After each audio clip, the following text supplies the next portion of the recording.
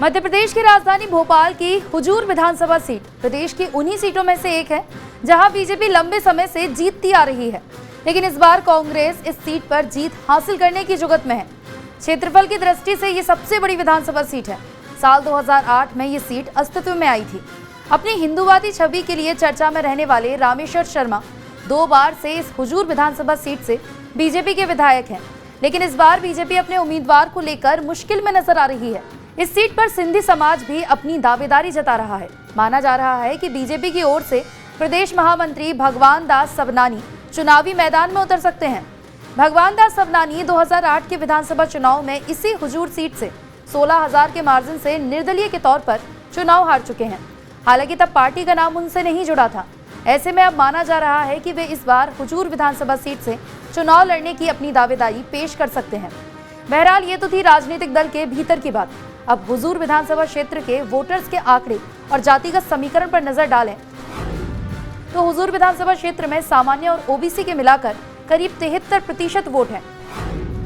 इसके अलावा सिंधी समाज करीब 14 और मीना समाज 13.5% वोटों के साथ काफी असर रखता है।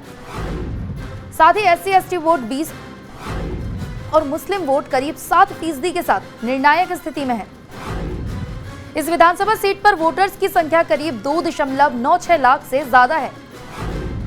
इसमें से 1.55 लाख पुरुष और 1.40 से ज्यादा महिलाएं हैं। ग्रामीण और शहरी क्षेत्र को मिलाकर बनी हुजूर विधानसभा में सिंधी मतदाता निर्णायक भूमिका में है। इस क्षेत्र में आने वाला संत हिरदाराम नगर बैरागढ़ कपड़े का सबसे बड़ा बाजार कहलाता है। इस बड़ी संख्या में इस क्षेत्र में पंचायतें भी आती हैं। यहाँ रोजगार के साधनों की बड़ी कमी है। क्षेत्र का एक बड़ा वर्ग रोजगार के लिए भोपाल के आसपास के इलाकों पर निर्भर है। क्षेत्र में उद्योग फैक्ट्री की कमी की वजह से आम जनों और युवाओं का एक बड़ा वर्ग अपनी आजीविका के लिए व्यापार और धंधों पर ही निर्भर है।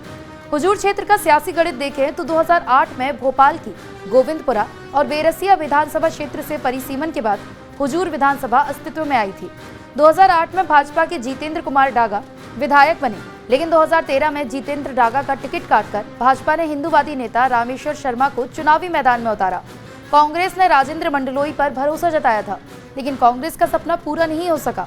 शर्मा ने मंडलोई को 59,604 मतों से करारी शिकस्त दी।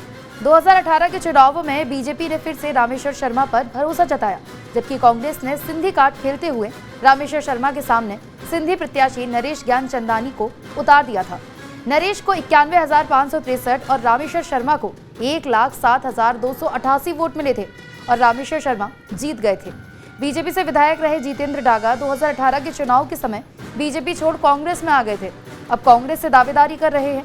डागा का सिंधी समाज के साथ ग्रामीण क्षेत्र में अच्छी पकड़ मानी जाती है, तो वहीं 2018 के कांग्रेस प्रत्याशी नरेश ज्ञानचंदानी भी फिर से तैयारी कर रहे हैं, लेकिन कांग्रेस वेट एंड वॉच की स्थिति में है। बीजेपी अगर रामेश्वर शर्मा का टिकट काटकर सिंधी समाज को टिकट देती है तो कांग्रेस भी सिंधी समाज के व्यक्ति को ही टिकट देगी। फिलहाल अभी दोनों ही पार्टियों की स्थिति स्पष्ट नहीं है। हुजूर विधानसभा क्षेत्र भोपाल की सबसे बड़ी विधानसभा है। सीहोर रोड, फंदा, संत हिरदाराम नगर, एयरपोर्ट रोड, गांधीनगर, रातीबंड, नीलवड़, कोलार, 11 मील, कटारा हिल्स, आदमपुर छावनी, रापड़िया गांव, बरई, काहना सैया तक हुजूर विधानसभा क्षेत्र लगता है, जो Sehore road, Narmada road, Raisen road में आने वाले क्षेत्र इस विधानसभा क्षेत्र में आते हैं। हुजूर विधानसभा क्षेत्र में 222 करोड़ रुपए की कोलार 6 लेन का कार्य भी चल रहा है। 20 करोड़ से हुजूर विधानसभा क्षेत्र में पुल पुलियों का निर्माण हुआ है।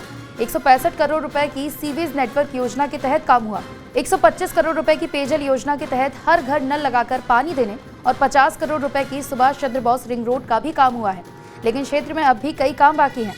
नई विकसित कॉलोनियों को सड़क और स्ट्रीट लाइन से जोड़ना, खुले नाले नालियों को बंद करवाना, पार्किंग स्थलों का निर्माण करवाना, फुटपाथों पर अस्थायी अतिक्रमण स्थायी रूप से हटाना, ये सभी काम अभी बाकी हैं। फिलहाल इनका निपटारा कब तक होता है ये समय ही बताएगा।